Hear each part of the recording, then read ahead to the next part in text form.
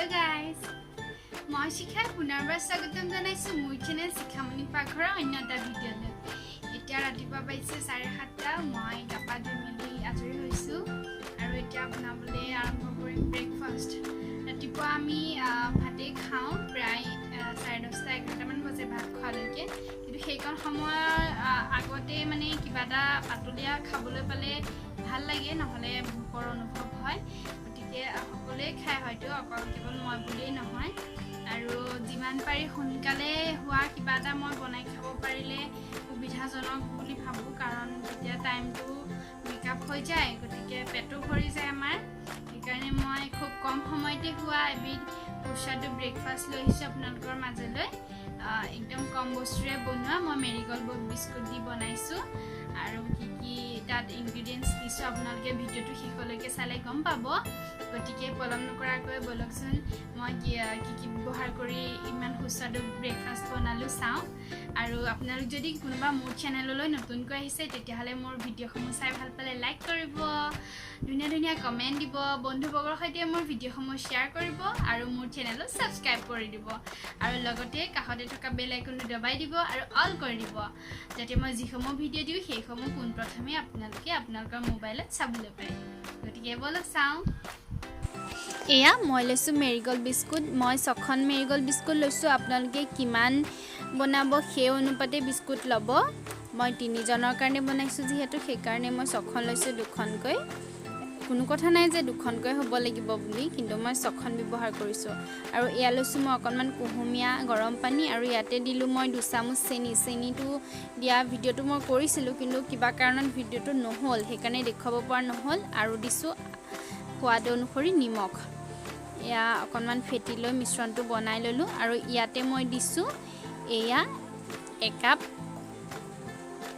আটা।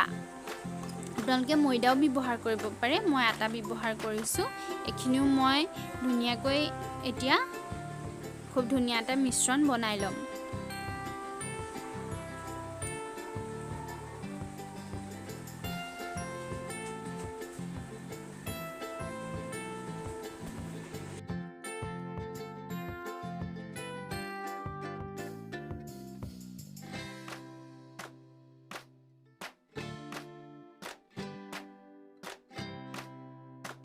এতিয়া মোৰ মিশ্ৰণখিনি ভালদৰে ফেটি লোৱা হৈ গৈছে। মই ইয়াতে প্ৰায় 1 চামুচৰ ওচৰা-ওচৰি অলপ ঘি দিছোঁ।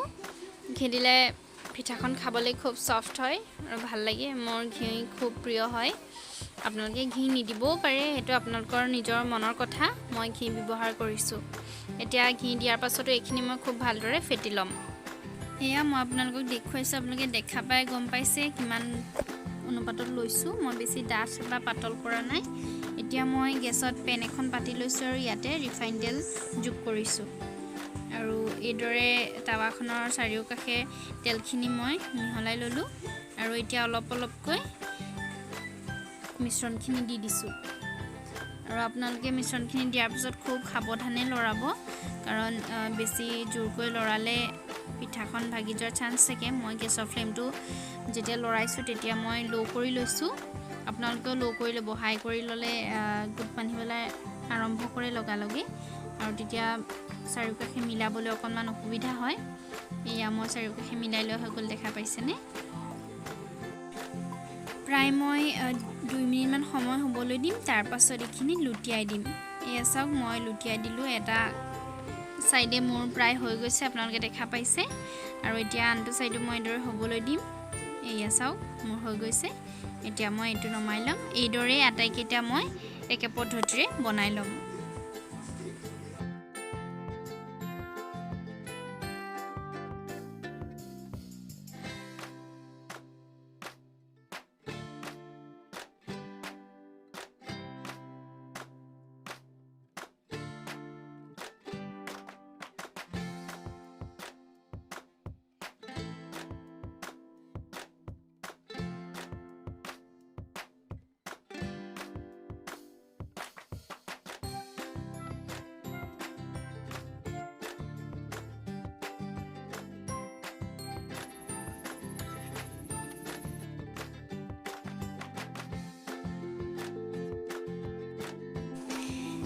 এয়া চাওক মোৰ আটাইকেইটা বনাই লোৱা হৈ গৈছে এই পদ্ধতিৰে বাৰু আপোনালোকে খাইছেনে যদি নাই খোৱা এই পদ্ধতিৰে এবাৰ খাই চাব বিৰাট টেষ্টি লাগে আৰু খুব কম সময়তে হয় গৃহিণীসকলে বনাই খুব ভাল পাব যদি মোৰ ভিডিঅ'টো চাই ভাল লাগিলে লাইক কৰিব কমেন্ট কৰিব আৰু যদি কোনোবা নতুনকৈ আহিছে তেতিয়াহলে মোৰ চেনেলটো সাবস্ক্ৰাইব কৰি দিব তেতিয়াহলে আজিলৈ বাই বাই আকৌ আহি আছো নতুন ভিডিঅ' লৈ